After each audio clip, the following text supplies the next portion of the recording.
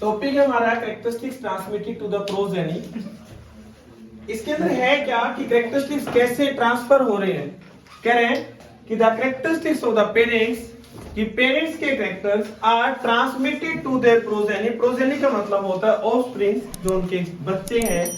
एक जनरेशन से दूसरी जनरेशन में कैरेक्टरिस्टिक्स का ट्रांसमिट होना थ्रू जीन्स जो present on their chromosomes. Chromosomes के ऊपर क्या प्रेजेंट होते हैं? जीन्स। जीन्स के थ्रू कैरेक्टर्स का ट्रांसमिट होना during the process of sexual reproduction. यही क्या होता है? Characteristic transmission. मतलब कि जो जीन्स हैं, जीन्स क्या करते हैं? पेरेंट्स को कैरेक्टर्स को लेके जाते हैं और किसके पास? बेबीज के पास। The male gamete and the female gamete carry one gene from each. ये पहले बताया हुआ है। जैसे मेल है XY और फीमेल है XX, इसका एक और इसका भी एक ऐसे इन्वॉल्व होते हैं और एक नया गैमेट बनता है। जैसे XX है तो बेबी क्या होगा? गर्ल। इसका Y अगर इससे मैच करता तो बेबी क्या होता? बॉय। ठीक है, ये एक प्रोसेस है कि किस तरीके से कैरेक्टर्स ट्रांसफर हो रहे हैं। तो कैरेक्टर ट्रांसफर होने के लिए मेल गैमेट और female gamete carry one gene from each from the gene pair of parents, but when a male gamete fuse with female gamete, the male gamete female gamete के साथ fuse होता है, ये fusion यही होता है, then क्या होता है कि during the fertilization make a new cell called the zygote। जो एक नई सेल बनी उसको क्या बोलते हैं? जाइगोट। रिप्रोडक्शन चैप्टर में कंप्लीट किया भी है। but a full set of the genes, the zygote grow and develop into a new organism। जो ये जाइगोट है वो ग्रो करेगा, डेवलप होगा किसके अंदर? एक नए ऑर्गेनिज्म में। ठीक है, एक एम्ब्रियो बन जाएगा। तो कह रहे हैं कि the progeny inherited the two genes for each traits from its parents, but traits showed by the progeny depends on the inherited gene. Inherited gene का मतलब होता है कि वो डोमिनेंट है। जो जिस तरीके से पी प्लांट का था, पी प्लांट में क्या था? टॉल प्लांट के लिए जैसे कैपिटल टी यूज किया, उसके लिए ड्वार्फ के लिए जीनोटाइप क्या लिया था? Small T.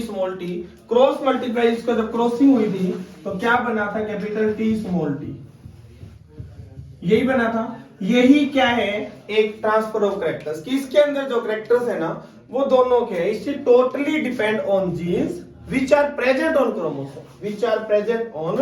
क्रोमोसोम, कि कौन से जीन्स के जो क्रोमोसोम के ऊपर प्रेजेंट है। तो टॉलनेस थी, ड्वार्फनेस थी प्लांट्स की, ये भी सारा किस पे डिपेंडेंट था? जीन्स पे, जीनोटाइप पे। ये जीनोटाइप है, ये क्या है? जीनोटाइप। ये प्लांट टॉल है, वो क्या है? फिनोटाइप। जीनोटाइप में जीन्स का काउंट होते हैं, फिनोटाइप में उसके कैरेक्टर्स जो शो होते हैं, कैरेक्टर्स काउंट होते हैं।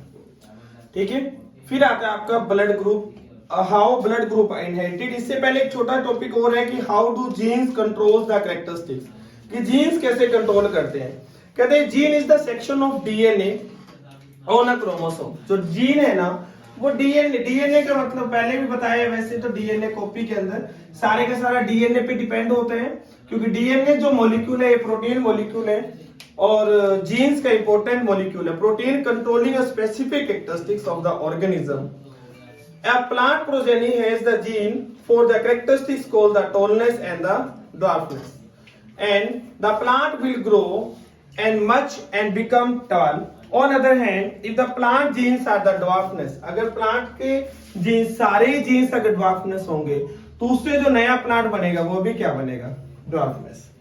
ठीक है, just like the plants, the characteristics of the animals are also transmitted from the parents by the process of sexual reproduction। की और जिस तरीके से प्लांट्स के कैरेक्टर्स अगली जनरेशन में आ रहे हैं, एज इट इज वैसे क्या हो रहा है पेरेंट्स के, एनिमल्स के अंदर पेरेंट्स के कैरेक्टर किस में आते हैं?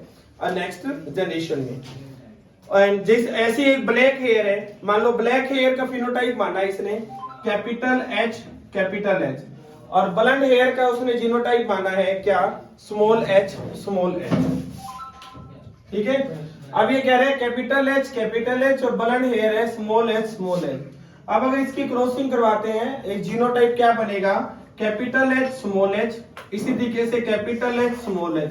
अब इसमें कैपिटल H एक है, कल हमने पी प्लांट का किया था, तो इसके हेयर का कैरेक्टर क्या रहेगा? ब्लैक।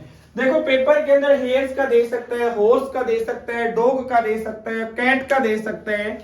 वो ऐसे जीनोटाइप आपको जीन्स दे देगा और आपको बताना है कि F2 जनरेशन क्या होगी।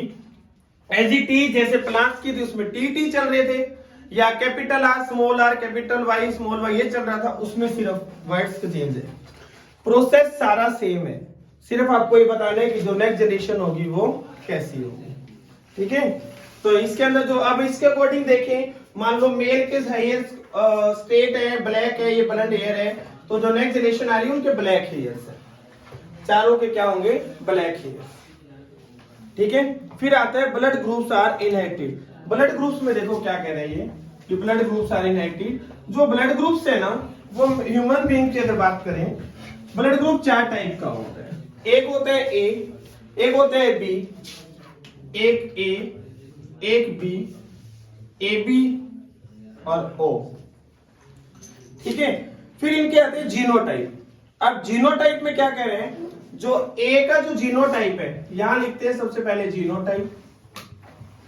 जीनोटाइप ए के लिए होगा आई ए या फिर आई ओ। जीनोटाइप का मतलब है वो किसके कि जो उसके कैरेक्टर्स को शो कर रहा है। अभी ए वाले कैरेक्टर किसके पास है। अब इसका दूसरा कि ये ब्लड किससे रिसीव कर सकता है और ब्लड डोनेट किसको कर सकता है, बस इतना ही देखना है। इसका जीनोटाइप ये है, तो इट मींस ये रिसीव भी इन्हीं से कर सकते हैं, या ए से या फिर ओ से। जो जीनोटाइप होगा वही ए, उन्हीं से वो ब्लड रिसीव कर सकते हैं। और डोनेट की बात आए तो जो ब्लड ग्रुप ए है तो वो डोनेट कर सकता है ए को और ए बी को। बी का जीनोटाइप बनता है आई बी या फिर आई ओ। रिसीव कर सकता है बी से या ओ से, डोनेट कर सकता है बी या फिर ए बी। ठीक है, उसके बाद ब्लड ग्रुप ए बी है। ए बी का जीनोटाइप है आई ए आई बी। ठीक है, तो ये आई बी है और रिसीव कर सकता है ए से भी, बी से भी, ए बी से भी, ओ से भी, और डोनेट कर सकता है सिर्फ ए बी को। ओ ब्लड ग्रुप है, उसका जीनोटाइप होता है आई ओ, तो वो डोनेट रिसीव कर सकता है सिर्फ ओ से, डोनेट कर सकता है ए से, बी, ए बी को, ओ को। अब ये देखो ऐसा क्यों, इसकी बात करें, ये ए से क्यों ले पा रहे हैं, क्योंकि ए इसका एक जीनोटाइप है। बी से क्यों ले रहे हैं, ए बी जीनोटाइप है। ए बी से क्यों ले रहे हैं, ए बी जीनोटाइप है। ओ क्यों ले रहे हैं, क्योंकि जो ओ क्या कर रहे हैं, सभी को ब्लड दे पा रहे हैं। ए बी ब्लड ग्रुप जो है वो सभी से ब्लड रिसीव कर सकते हैं, किसी का ब्लड मिले, इसीलिए इसको बोलते हैं, इट इज कॉल्ड, पेपर में बहुत बार पूछते हैं, यूनिवर्सल रिसीवर। ओ जो है सभी को ब्लड दे सकता है, तो इसलिए बोलते हैं यूनिवर्सल डोनर। पेपर में बहुत बार पूछता है which blood group is called universal donor, which blood group is called universal receiver. Universal receiver का मतलब है कि किसी का ब्लड मिल जाए, ए भी ले सकते हैं। ओ के लिए कंडीशन है रिसीव ओ से ही कर सकते हैं, लेकिन ब्लड ग्रुप दे सभी को सकते हैं। ठीक है, तो ये जीनोटाइप, इसके ब्लड ग्रुप का पूरा जीनोटाइप कर लोगे कि जीनोटाइप क्या होते हैं, है ना, कोई डाउट तो नहीं है ना। उसके बाद आता है सेक्स डिटर्मिनेशन। क्या है, सेक्स डिटर्मिनेशन। ये चीज सभी नोट रख लेना कि जीनोटाइप, रिसीव, डोनेट। जीनोटाइप ए का क्या है, बी का जीनोटाइप, ए बी का जीनोटाइप, ओ का। ए रिसीव किससे करते हैं, डोनेट किसको कर सकते हैं, बी रिसीव किससे कर सकता है, डोनेट। तो ये पूरे का पूरा पीरियोडिक ये टेबल आपको अच्छे से होनी चाहिए ब्लड ग्रुप रिलेटेड। ठीक है, उसके बाद नेक्स्ट आते हैं जो कि वैसे इस चैप्टर का लास्ट टॉपिक माना जाता है, लेकिन एक्वायर्ड और इनहेरिटेड ट्रेट्स उस पेपर में आ सकते हैं। तो लास्ट टॉपिक लेके चलते हैं बारी, तो sex determination. Sex determination of baby में क्या है, हमें पता है कि जो मेल्स है, the chromosomes which determine the sex of a baby, जो क्रोमोसोम ए बेबी के सेक्स को बताएंगे कि बेबी जो है बॉय है या फिर बेबी गर्ल है, उसी को क्या बोलते हैं, सेक्स क्रोमोसोम। क्या बोलते हैं, सेक्स क्रोमोसोम। हमें पता है कि एक मेल है, मेल के पास क्रोमोसोम होता है एक्स एंड वाई, और फीमेल है, फीमेल के पास क्रोमोसोम होता है एक्स एंड एक्स। हम पहले इसके एक्स की बात करते हैं, अगर ये एक्स इस एक्स से फ्यूज हो तो एक्स एक्स बनेगा, यही एक्स अगर इस एक्स से हो तो एक्स एक्स बनेगा। एक्स एक्स का मतलब क्या है कि बेबी क्या होगा, गर्ल, बोथ केस में।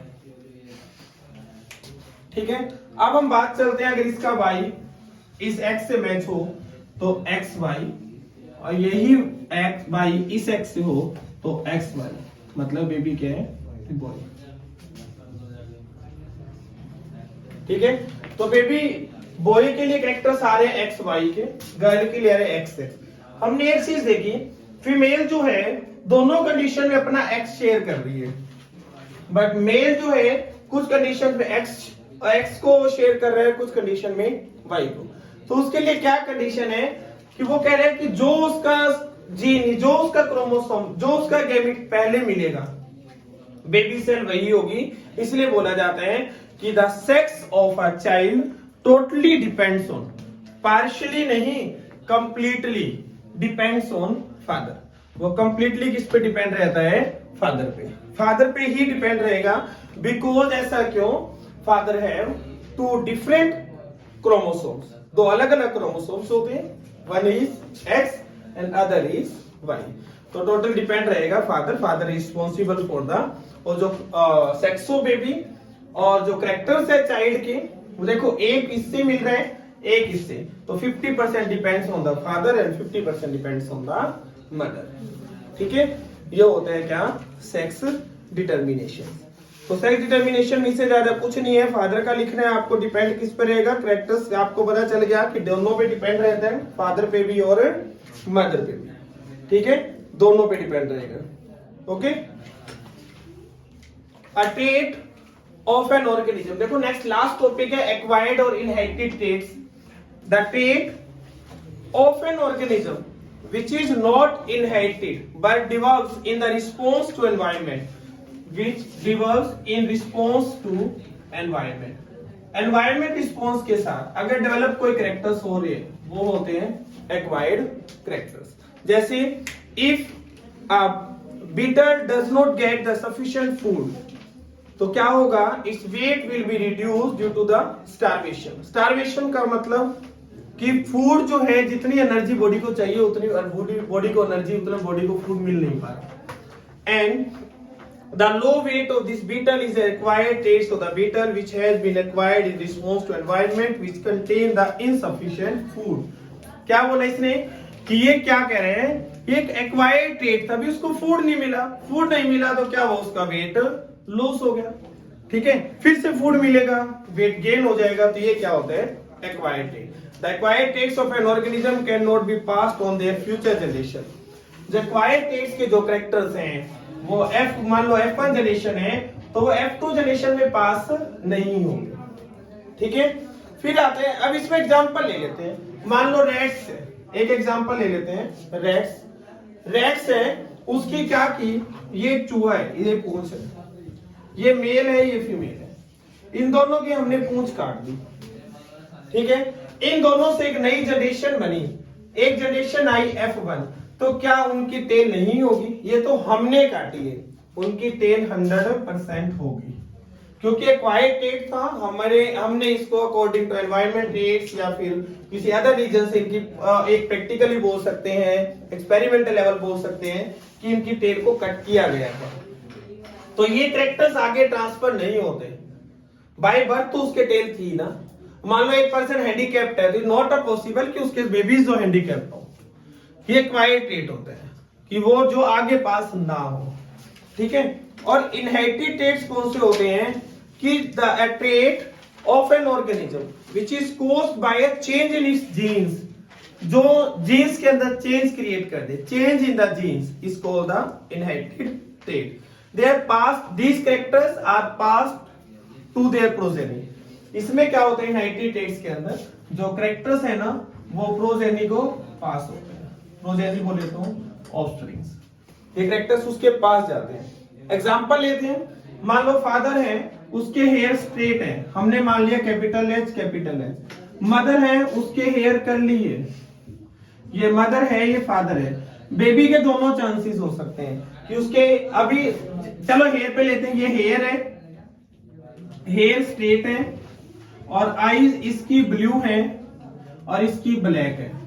अब हो सकता है कि दोनों का बेबी जो हो उसके हेयर तो कर्ली हो और आईज ब्लू हो, क्योंकि 50% कैरेक्टर इनसे ले रहे हैं, 50% वहां से ले रहे हैं, ये पॉसिबिलिटी हो सकती है। या फिर हेयर स्ट्रेट हो आईज ब्लैक हो, ये भी हो सकते हैं। या फिर स्ट्रेट और ब्लू पूरा भी कैरेक्टर आ सकता है। तो ये होता है inherited traits, those characters which are pass to their progeny, जो अपनी प्रोजेनी मतलब नेक्स्ट जनरेशन को जो कैरेक्टर्स पास किए जाते हैं वो क्या होते हैं, इनहेरिटेड ट्रेट्स। ठीक है, लेसन कंप्लीट है बेटा। बायो का हेरिडिटी, आपके सेमेस्टर में सिर्फ हेरिडिटी तक ही चैप्टर आना है, इवोल्यूशन चैप्टर आपका डिलीट है। ओके, थैंक यू बेटा।